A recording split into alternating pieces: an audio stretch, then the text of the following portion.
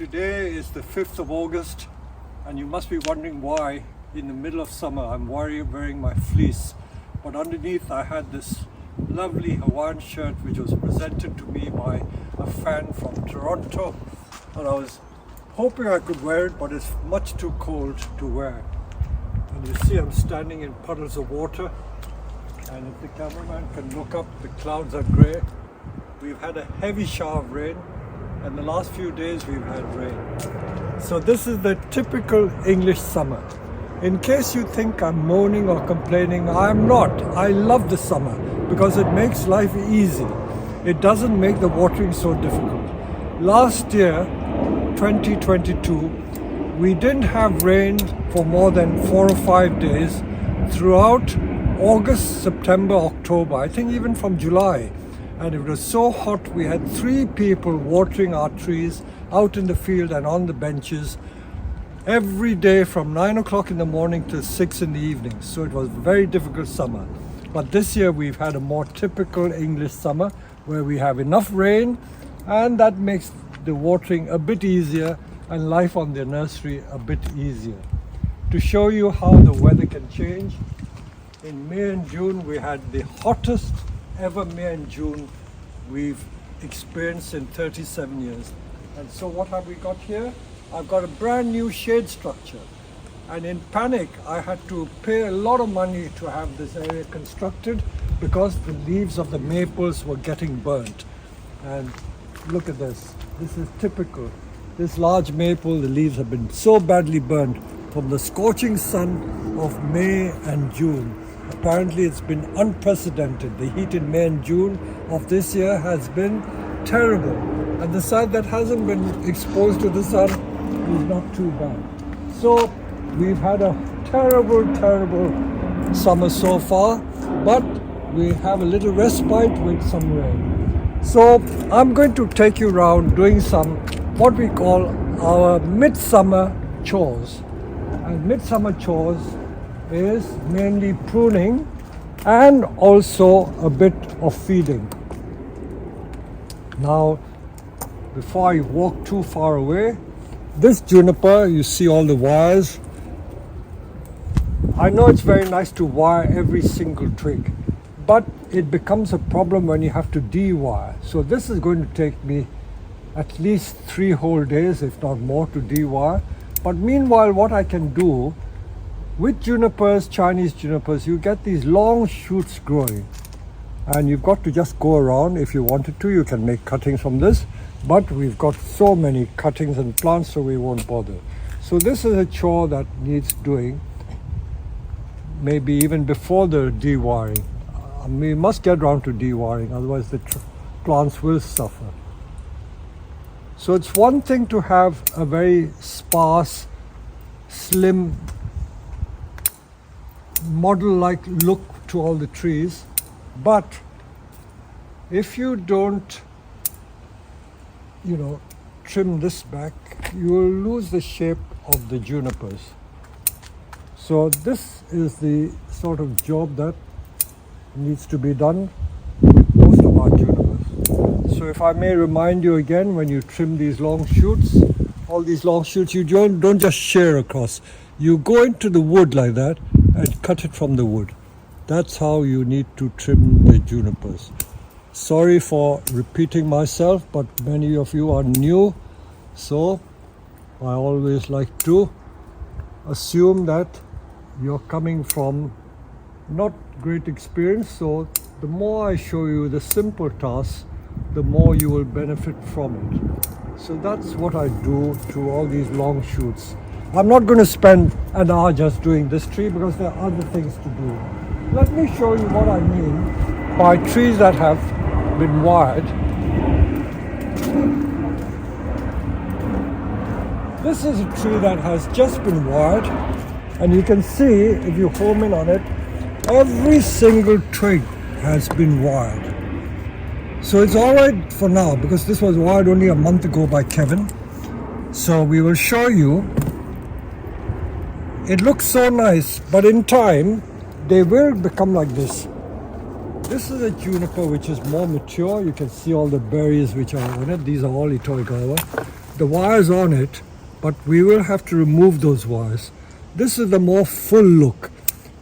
So when they've just been wired, they look like that, but when the foliage grows, it becomes more dense like that. Different people like the look of different effects, you know. Some like it full, some like it thin and sparse like this. But this is why maintaining a tree is such a difficult task. If you want the tree to look good all the time, you have to be prepared to rewire, or if you can't do it, engage someone to do it. I know that customers do bring their trees to me after several years, but they can still be rescued and de-wired. So this is the sort of jobs you need to do with junipers. While I'm talking about junipers, let me show you something else that always frightens people. In the middle of summer, look at all this yellow. This, by the way, is a Chinese juniper.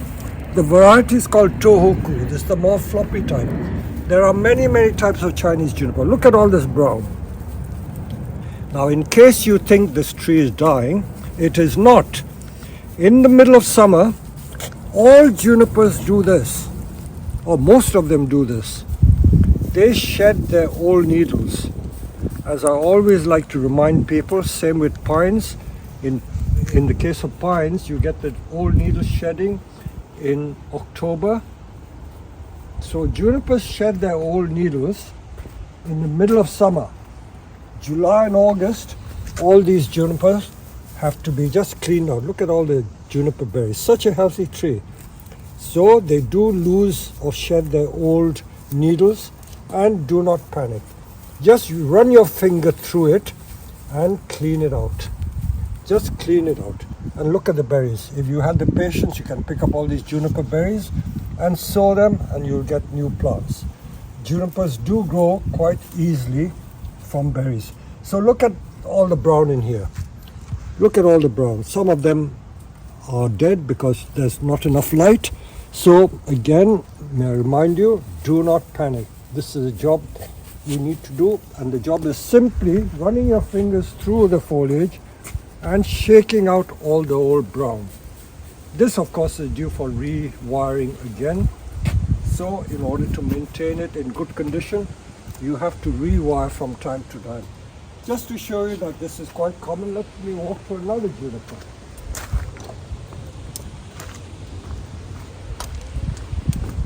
This again is a more mature specimen. This is Kisu, not Itoigawa. This I imported back in 1993 or 94, and I've been growing it from quite a thin trunk. It's more than tripled in size, and again, look at all the brown in here. So, constant job of cleaning it out. Look at all the needles falling on the pot. So if you see brown on junipers, as I say, do not panic. This is a job that needs to be done. Look at it. If you bring the camera close, look at the insides like that. The tree is not dying, and it's not neglect or bad management. It is par for the course. That means this is quite normal. So I think I've spoken enough about junipers. So dewiring and cleaning the old needles is a job you need to do. Pines haven't started shedding their needles yet, but soon, come the autumn, they will be in need of doing it. Now, these have just been cleaned, so sometimes the needles shed badly every second year, so it doesn't always happen. These are all newly wired trees. These are some of the new junipers from Japan, so they've been cleaned well. Now let me move on to another job. Another job, of course, is constantly pruning.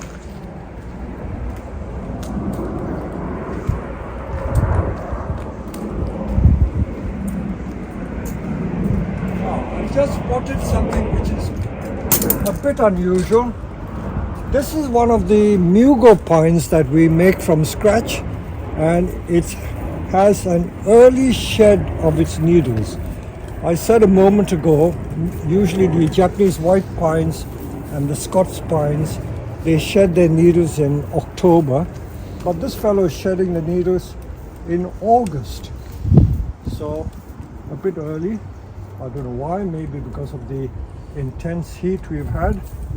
So they vary from tree to tree, but again, do not panic. You see, just in the space of 10 seconds, I've removed such a lot of needles. So you just got to run your finger through and take the brown needles out, and the tree should be back to normal when you've done that. So that's another chore. Back budding galore. Yes, Joss has just pointed out that's back budding happening there. See, such a lot of back budding. See, look at these new buds coming here. So it'll get smaller shoots from there, and it'll become more and more dense. Some of the wires have to be removed. So that's another job that has to be done. If you see a pine shedding early, now you see some wires lying around here. I've been going around de-wiring some of the trees. This I pruned only a few days ago. I always regret when I've done a job and I say, oh, I should have done it as a YouTube video. So there are quite a few trees I've already pruned. Now, while I'm passing by, let's look at this. This is something that many people are concerned about. This is a massive horse chestnut or conker tree. And those of you who live in the UK, I think also abroad, you will know that most of the conker trees suffer from this, I think it's a viral disease where the leaves turn brown. I don't know the name of it, but all the horse chestnuts suffer from that. But if you're worried about it, don't be so worried, because these leaves do not transmit the disease to other plants or species. So if you like, you can just trim some of them off. Give it an early winter.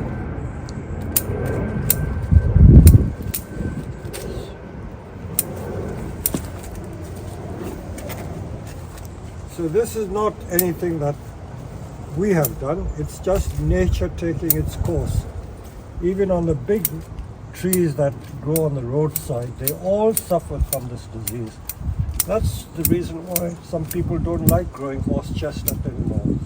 But it's a splendid tree, and they continue to thrive in the UK, despite what people say about this disease. This tree I have not leaf cut this year, but even without leaf cutting, you see how small the leaves are. Normally horse chestnut or conker trees have leaves the size of dinner plates, but this one's certainly not the size of a dinner plate. It's only like 2-3 inches across. So this is the sort of job I'm doing. You must be wondering why I'm leaf pruning. This is not really a leaf pruning. I'm not removing all the leaves. I'm just removing some of the blemished leaves. I'm not hoping for regeneration of all the foliage, although I should do it as an experiment to see what happens. I dare say it might produce another crop of leaves. Who knows? I'm just removing some of these leaves to make it look more presentable. And because it's such a vigorous tree, it's quite safe to do this sort of job. You won't kill it. I think leaf pruning becomes dangerous if the tree is weak. Especially with maples. If you have a weak maple and you leaf prune, they don't like it. And also, if you prune the shoot there, you may make it bud back. So these sticky buds for next year, I can make it bud back further if I prune the tips off like that.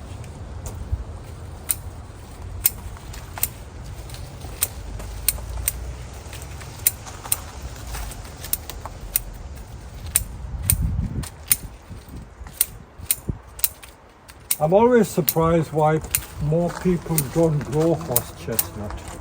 It's always a talking point, because who would ever think of making a bonsai from this large leaf tree? But some of our horse chestnuts actually flower because they're big. Look at the size of the trunk. Look at the Nawari, it's about 2 foot across at the base. and the trunk diameter is about 6 to 8 inches at least.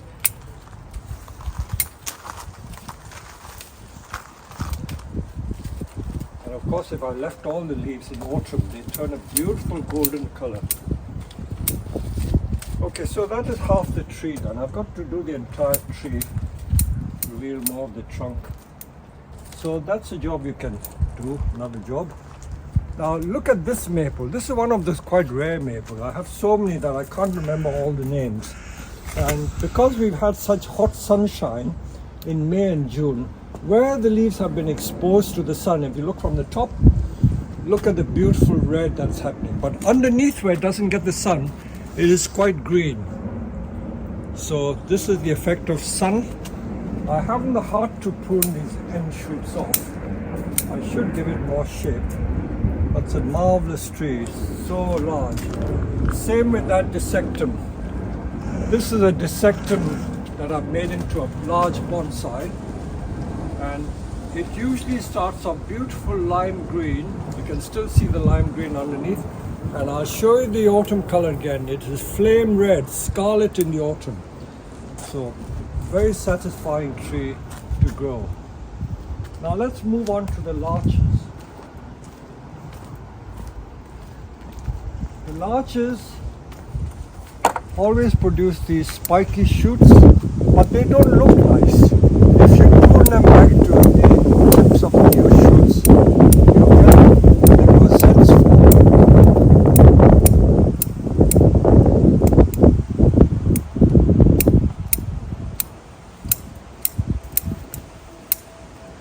They don't look nice when the shoots are long. But all you have to do is prune these shoots back, and it becomes a different tree altogether.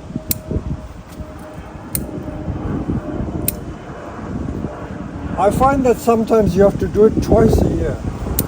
I do it usually in around about early June, and then again now. So this has been pruned once, and this is the second pruning. So hopefully I won't have to prune any more for the rest of the year.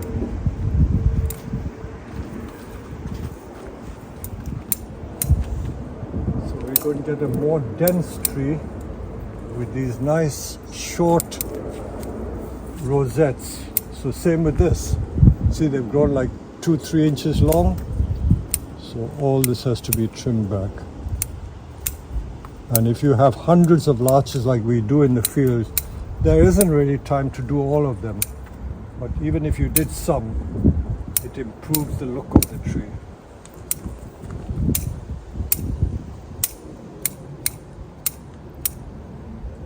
We wire them so that the pads are nice. You see how the pads are forming? Like that, typical pad formation. So keep pruning all these long ends.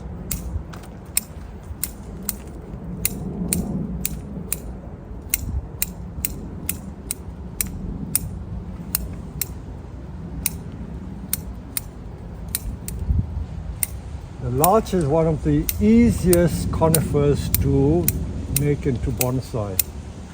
I remember when I first came to the nursery, I wasn't importing anything. I made my living just selling Japanese larch that I had grown in my garden because they're so easy to train into bonsai. These, by the way, are all grown in our fields. So this sort of tree would be about 25 to 35 years old. So they were grown to about 6-8 feet tall, then cut back to about this high. You can see where I cut it. Look at that. That heavy cut, side branch grown, and this is how we make these large bonsai. Very satisfying. I'll show you another large one that we've had.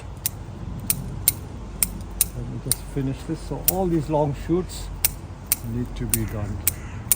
I was in Toronto recently and I saw the Canadian larch, and the needles are much shorter and much softer, but I don't think they're as nice as the Japanese larch.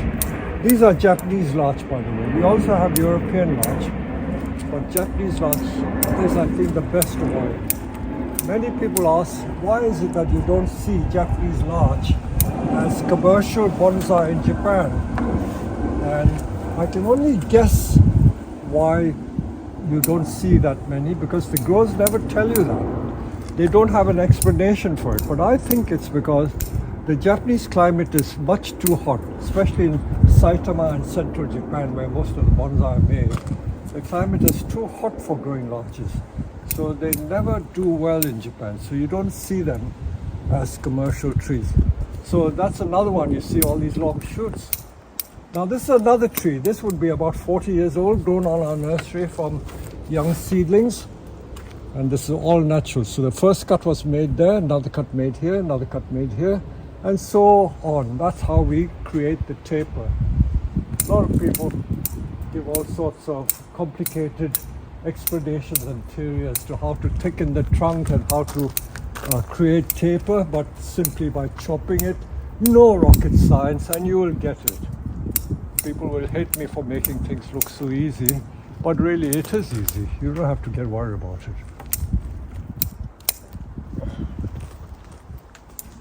So I can't reach that, but you can imagine I have to trim all this. Now let me just show you another big larch while we are talking about larches. So that is about 40 years old, grown as herons. This is another one.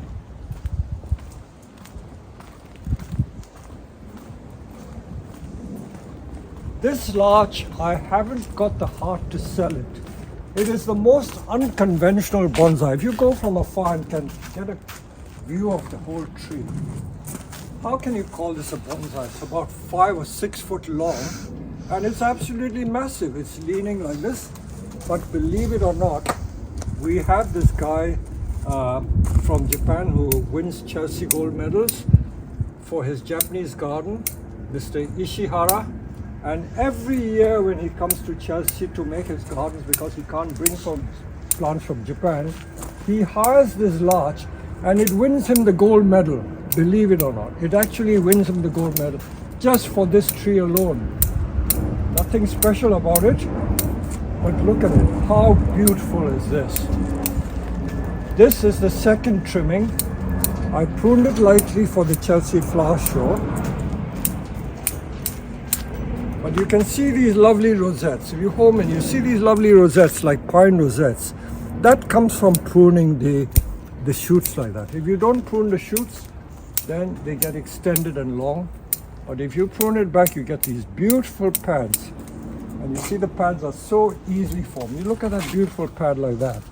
That just comes from pruning in that herringbone shape. This is a classic pad formation. Another pad formation there. Most unusual leaning design, not windswept, but leaning. So I'm very, very proud of this larch. While we're here, other trees that need pruning. These Trident maples, this size, you may not believe it, but this is probably the 6th or 7th time I've been pruning since April. I have to constantly keep them pruned, otherwise the shoots get too long. I know that if you want to thicken a branch or shoot, you can keep it long, but there comes a time, if you make it trim and compact, they become more saleable. So this is a chore we have to do. Now, again, these shoots, 8 inches to a foot long, grown in the last 7 or 8 days. I'm not joking. They grow that fast because we've had a lot of heat. The mountain maples don't seem to grow so fast. They certainly don't grow so fast. And look at these new black pines that we had from Japan. Those candles have emerged, already about 2 to 4 inches long. And you can leave it to strengthen the tree, but you can also cut it back and it won't suffer. Many people don't like to take the candles off after July. But I've done it and they don't seem to hurt the tree at all.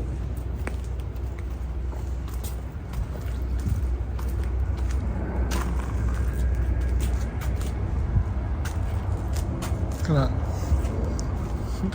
So look at the cones. Many people don't like cones on their pines, but I have customers who love the look of the cones.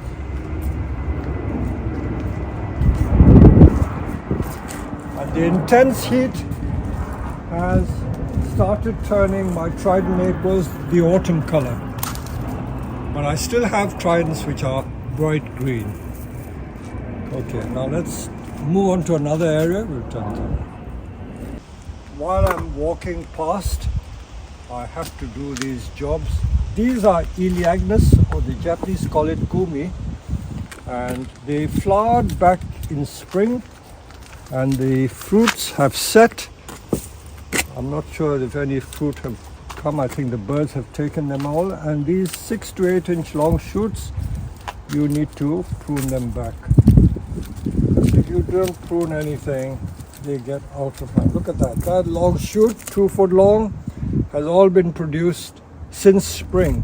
I can wire it into position, which I will do later on, but the main thing is to prune it to get more ramification. Much overlooked species, Elaeagnus or gumi. In the UK, I see a lot of this growing by the seaside. Look at these long shoots here. Look at that. That's what we call a rogue shoot. Over 2 foot long. Nearly 2.5 foot long. New shoot. Now it's growing in the wrong place, but I could wire it back to about here. So I cut these back. Even that is a new shoot.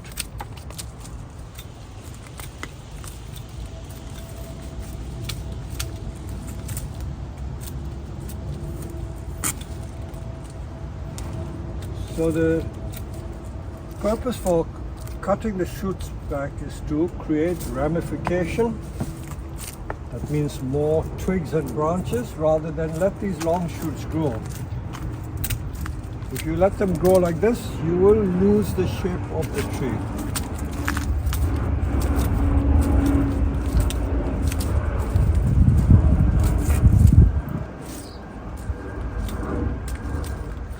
And because we are still in the first week in August, if you do it now, you will give the plant enough time to ripen the wood and set flowering shoots and buds for the next year. So flowering trees can still be pruned because they will produce more shoots, and those shoots, when they ripen, will form the flowering buds.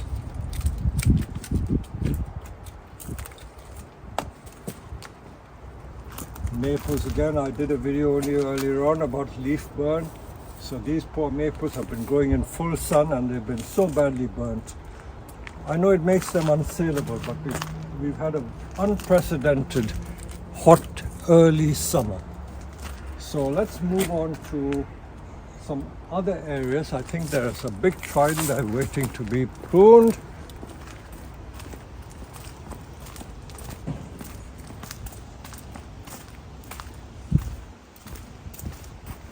Okay, if we walk through here, look at these conker trees. They've all suffered that same viral disease. But it's par for the course because this is the true nature of the conker tree. Here. Mushroom. Just shows that we are approaching autumn. All the mushrooms are growing from the trunk of this larch. Okay, let's show you the trees that I have leaf pruned. These are very expensive deshojos that we imported from Japan, but they all got caught by the sun. These got caught and they were pruned about 5 weeks ago, 4 or 5 weeks ago, and already the new leaves are coming. New leaves are coming on this. So all these were leaf pruned. This must have been leaf pruned only a couple of weeks ago. This was leaf pruned 4 or 5 weeks ago, so getting all the new leaves. So leaf pruning is our standard practice if a tree has been badly scorched. So despite the shade, we've had troubles with the sun. Now let me walk to the back area because there's a tree I want to show you.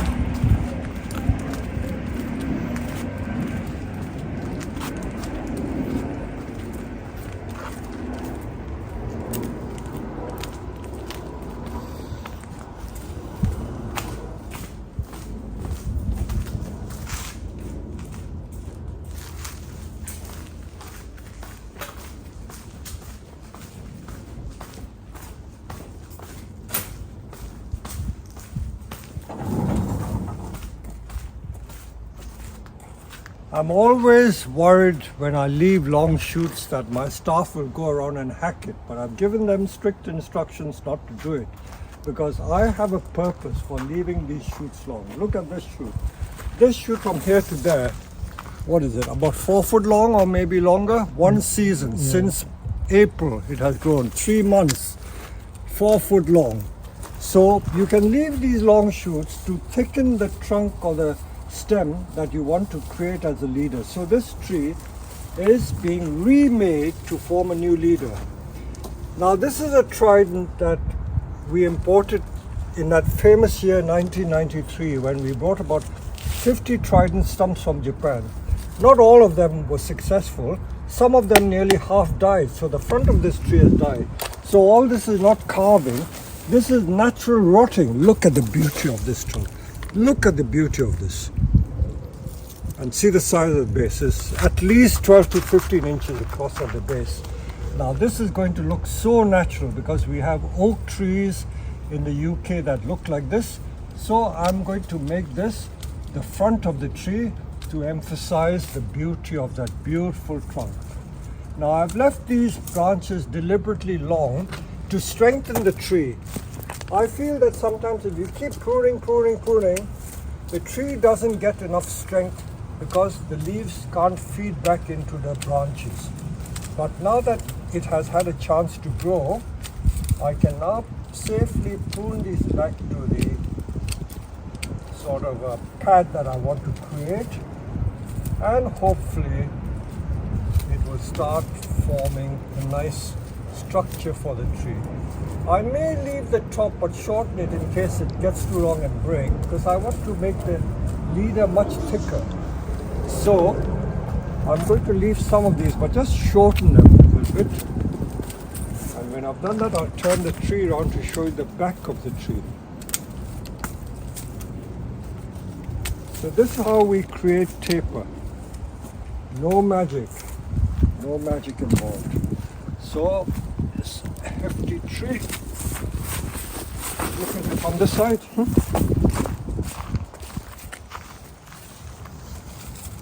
This is the back. So this is growing really strong.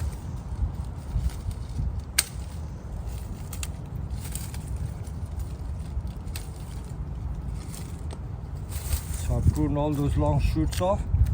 So the live vein is no more, no, it's about this wide, from here to here, all that is alive. But the rest of it is all dead. So it's only a sliver of the trunk which is alive. But it is very, very much alive. So I managed to rescue this. So what was a disaster has really turned out to be a blessing in disguise, because the tree has got so much character now from the other side. So a lot of my projects are slow, not tedious, but not immediate instantaneous projects. With evergreens you can get almost immediate effect by just a bit of wiring. But with deciduous trees you've got to just keep cutting back, and then let the tree grow, and then it makes new leaders, new branches. Same with all these field maples, you see, constant process of letting them grow and cutting it back to make the tree strong. This was the field maple I showed in an earlier video where the leader was lost. So we're creating new leader. Look at these shoots, all these shoots in the last 2 weeks, 15 inches long over a period of 2 weeks. All that, more than 2 foot long. So the summer heat has really brought these trees on. With these trees you have to keep at it. That means keep pruning the shoots back, otherwise you will lose control and you will not be able to control the shape of the pads. So generally with deciduous trees you have to be constantly on top of it to keep it under control and to maintain the shape. Look at all these logs. I could make another leader if I wanted to, wind some more shoots around the top. That's why it's so easy to make a new leader.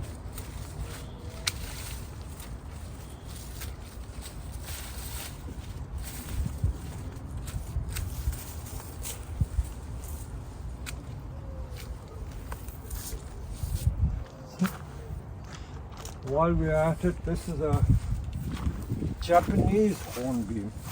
Wow.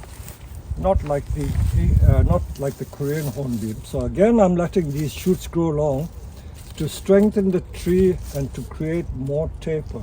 But if I don't want that branch to get too thick, I can safely prune this back and get more ramification from lower down. But I'm keeping this long shoot here to thicken the leading shoot. So when you see trees in a rather untidy state, don't think for a moment that this is just sheer laziness or neglect on my part. We do things for a reason, and there's always some reason why we leave certain jobs which appear to be in need of doing, but we don't do it for a specific reason. Now, this is another casualty we had. I told you in earlier videos that the winter of 22-23 was extremely severe, and these are olive trees, and olive trees in the UK are not exactly hardy, so most of these lovely branches have died. But look at all these shoots. These shoots have all grown since April or May, so which is major 2 and a bit months. I've got these long 1 foot shoots. I should really cut them off. I'm going to make cuttings with it because the olives strike very easily from cuttings, and because many of our customers like to try young plants, so cuttings are the ideal thing for them to have. I'm cutting these back because I don't need to strengthen the tree anymore. If I leave these cuttings to or these shoots to go from there, the shoots won't grow from the correct place. This is inside of the curve, and this is clearly not going to be a good design. This could be grown there. This could be grown as a proper pad here. But you see there's so much dead here that I have to cut them back and create new pads again. So you see all this has died, so I have to create a new pad. So we've had a very difficult year, but hopefully this tree will come back a treat. The reason for taking these off, if I leave all these to grow, the energy won't go up to the top of the tree and it will all be concentrated below and the top would die. So that's another reason why I have to take these off early.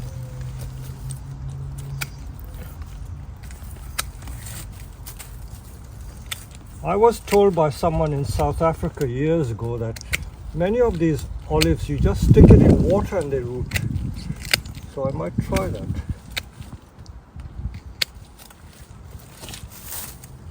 While we're talking about cuttings, let me show you something else.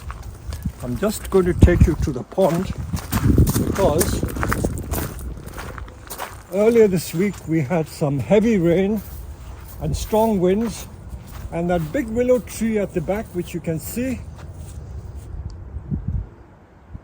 I lost half the tree, and Josh, the cameraman who's filming today, very kindly helped me tidy that tree up, and we took some very heavy branches off. Some of the branches were about a foot in diameter, but we've used some of the thinner branches. When I say thinner, they are still quite large. Look at all this. Logs like this I put in the pond, and hopefully they will root. Look at that shoot growing there. So that will be a nice bonsai. So hopefully these willows should root, and I will then plant it in the soil and we can make bonsai from these very thick cuttings. Willow is the only plant that I know of in temperate climates that root from large cuttings. I know that out in the east, in India and Malaysia, Indonesia, they make cuttings of hibiscus and bougainvillea that you can make cuttings about 4 to 6 inches in diameter. Let me show a follow-up of this project. This was that huge variegated triple colored maple, and we cut it back to 1/3 of its original height, and look at all the new shoots that have come. Unfortunately, it has been nibbled by deer. We have 3 deer that live permanently on the nursery because it's a safe haven for them, and they love nibbling these new shoots of maples. But the old shoots they leave alone. So rather than hire someone to come and shoot the deer, we leave them, we enjoy the deer, and this is the small price to pay for them nibbling the shoots. But this is going to be a lovely bonsai. Now while we're talking about maples, I just noticed, or Josh pointed out, that some maples have rooted, and we're going to take them off and put the Elaeagnus up. Many of these Elaeagnus have rooted well.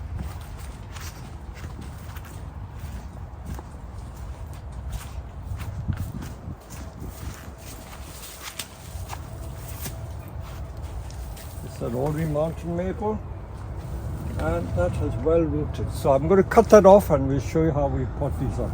So we don't want these shoots to go too long, we can cut some of them back. So I hope you've enjoyed these little chores that I've been able to do and show you in the space of a few minutes. And in case you don't think that it's not going to rain, look at the grey skies. We're going to have a lot of rain. So much for the English summer, and believe you not, I enjoy the summer. I like it wet because we don't have to water all these plants. Look at all these poor plants out here. Can you imagine watering all this by hand? There's a lot to water, but the trees are growing well.